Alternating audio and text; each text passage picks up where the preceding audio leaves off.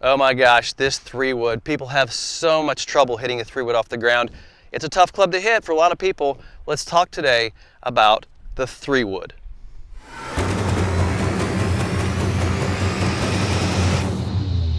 How many people have trouble hitting the 3-wood? Let's talk about this golf club in your bag and why I see so many students have trouble hitting this.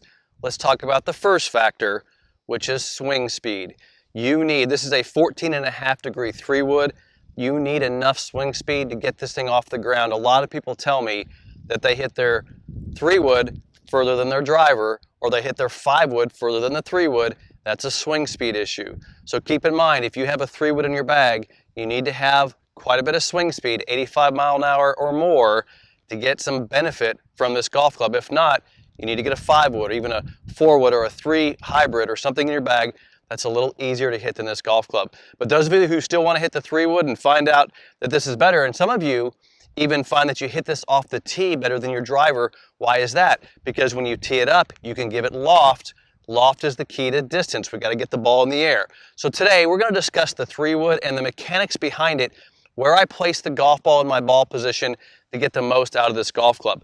For me, I love hitting the 3-wood. I think it's a great golf club. I don't hit it off the tee very often because I like hitting my driver, but I do hit it off the ground quite a bit. Now, ball position's critical. Obviously, this thing only has 13.5 degrees of loft. I'm sorry, 14.5 degrees of loft. So only 14.5 degrees of loft means that if I start getting the ball too far back in my stance, I'm hitting down on it, de-lofting this club. It's the last thing I want to do. I want to give this thing the best possible chance of getting in the air. So I make sure that the ball position of my 3-wood is pretty far forward, somewhere between 5 inches inside my lead foot and inside my lead heel. I never want it behind there. But most importantly to me is that I have a wide enough stance. Because notice that if I narrow my stance too much, it puts the ball too far behind the shoulder and I hit down on the golf ball.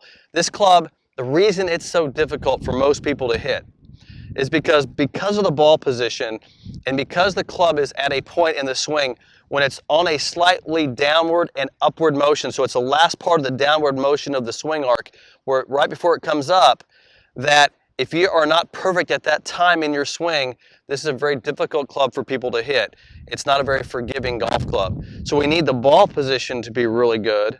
We need the stance width to be really good. And we need to have a really good swing mechanics so the bottom of the swing is occurring at the right place. So always make sure that ball position, stance width are good. And then obviously swing mechanics. So obviously when this club comes down, it's striking it with very little shaft lean, maybe just a tiny bit of shaft lean, and then you get the club separating. So the ball position is so far forward that it's really important to be good at the moment of impact. So here's what I want you to do to kind of improve your ball striking with the 3-wood if you choose to hit a 3-wood, is I want to make sure the ball position is in the right spot. So keep it somewhere inside, right between 5 inches and inside that lead heel. And then as you strike this golf ball, make sure you get better at this moment here at impact.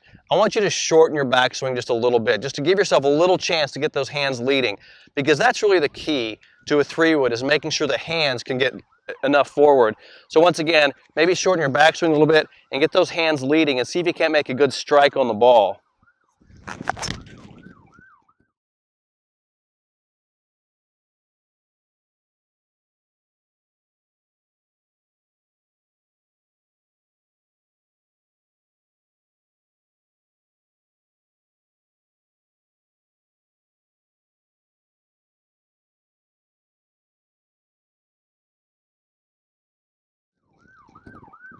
So it's really about making sure the hands lead.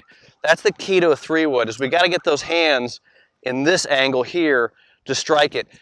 And because the ball's so far forward, it can be challenging sometimes. So make sure that your ball position is correct. It's in line with somewhere near that lead foot or just inside of it, that you have your hands leading enough, and kind of shorten your backswing or feel like you're shortening so you can get those hands leading and see if you can't get a little bit better angle of approach on that 3-wood, help it get in the air.